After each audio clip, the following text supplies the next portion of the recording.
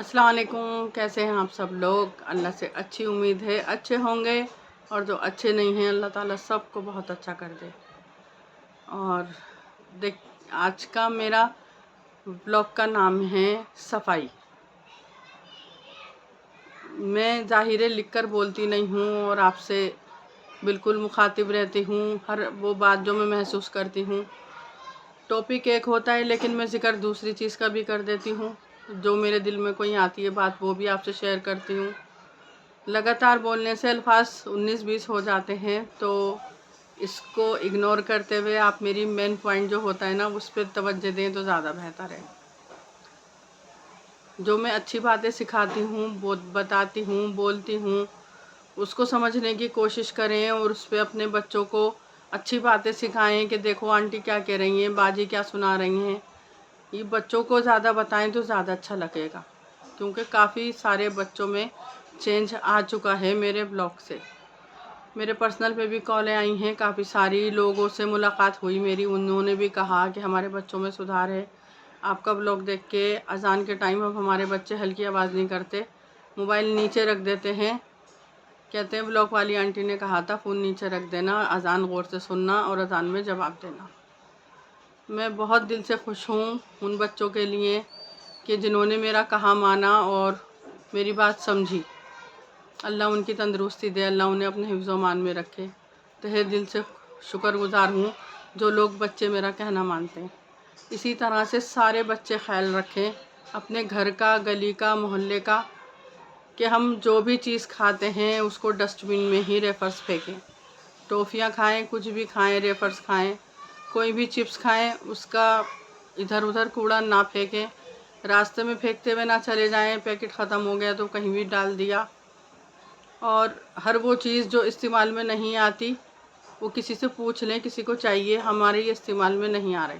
अगर वो मना करते हैं कि नहीं हमें नहीं चाहिए, तब उसको फेंकने के लिए सोचें, वो भी डस्टबिन में। ना कि ये कि यहाँ कूड़ा सब डालते हैं तो हम भी डाल देते हैं। बड़ी चीज़ है और हमारी जान से जाएगी, उठाने वाला खुद उठा लेगा। सफाई जो होती है इंसान का आधा ईमान होती है। जो अपने घर से साफ़ रखना चाहते हैं चीज़ें, वो सिर्फ काफ़ी सारे लोग ऐसे हैं बस घर साफ़ हो जाए, बाकी हमारे गली में, कठड़े में, मोहल्ले में कहाँ गंदगी है, क्या कूड़ा है, हमें उससे कोई मतलब नहीं है। हमें कोई चीज़ नहीं ऐसी कि हम तवज्जो दें किसी चीज़ के ऊपर कि यहाँ क्या हुआ। कहीं कॉलोनियों में मैं जाती हूँ और इतनी, यकीन जानिएगा, इतनी दिल से खुश हो जाती हूँ कि वो छोटी छोटी जगहों पे प्लांट उगाए हुए होते हैं, डब्बों में, यहाँ तक के डिस्पोजल डब्बे तक में मैंने मनी प्लांट लगे हुए देखे। किचन के साइड में, बोतलों में, हर वो जगह जहाँ काम में नहीं आती वहाँ छोटे छोटे से ड्रामों में, उसमें बाथ टब में, जो भी कोई बर्तन काम में नहीं आ रहा उसमें प्लांट मिलते हैं। जीने पे रखे हुए, साइडों में रखे हुए, गली के अंदर रखे हुए, बड़े बड़े, और इतना अच्छा लगता है। वहाँ की लोकेशन, एटमॉस्फेयर ही देख के दिल खुश हो जाता है कि उन्होंने अपने घर को, अपनी बाहर की जगह को कैसे सजाया है। और काफ़ी सारे लोग हमारे घर के बाहर थैलियाँ रखी हुई मिलेंगी कूड़े की। जब इसके पापा जाएंगे घर से बाहर, काम पे जाएंगे, नमाज़ पढ़ने जाएंगे, बच्चों को ट्यूशन छोड़ने जाएंगे, थैली फेंकते जाना। ये इतनी सारी जगह मैंने देखी है। और जिनके हस्बैंड थैलियाँ नहीं फेंकते, उनकी बीवी समझदारी के साथ रात को सोते में खिड़की से नीचे फेंक देती हैं।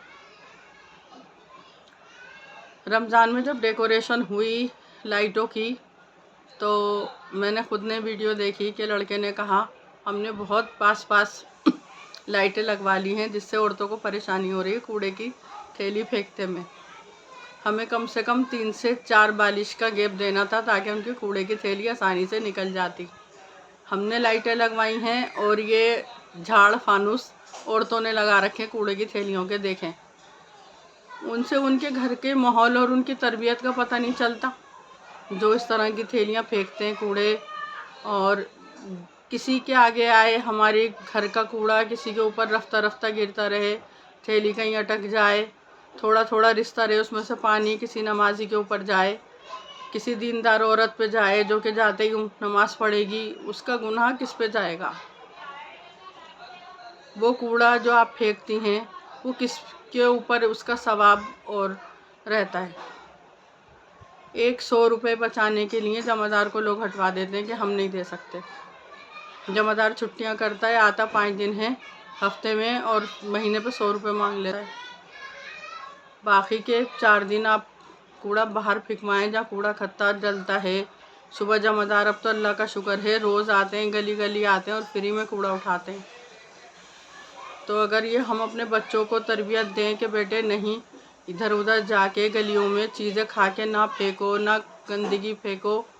और मज़े की बात तो ये है, बच्चों से मैं क्या गिला शिकवा करूं, बड़े इतने समझदार हैं कि गुटके खा के जगह जगह पीप थूक रहे होते हैं, पान की, गुटके की, जिसके धब्बे भी नहीं छूटते। अगर हमारा खुद का जीना होता है ना तो बिल्कुल क्लीन साफ़। और अगर हमने किसी को किराए पे घर दे दिया, 4ठी 5वीं मंजिल का है ज़ाहिर है, या फिर अलग अलग फ्लोर वाइज रहते हैं लोग, किसी के बारे में किसी को नहीं मालूम, तो पता चलता है कि ऊपर की साइड जो लोग रहते हैं ना उनके हस्बैंड गुटखा खाते हैं, क्योंकि दूसरी तीसरी सीढ़ी पे थुका हुआ होता है। जब ये सूख जाता है और ये हवा चलती है और हमारी सांसों में, ये फेफड़ों में हवा जाती है, तो हमारी हेल्थ को कितना फ़ायदा देती होगी या कितना नुकसान देती होगी, आप इस बारे में महसूस कर सकती हैं बात।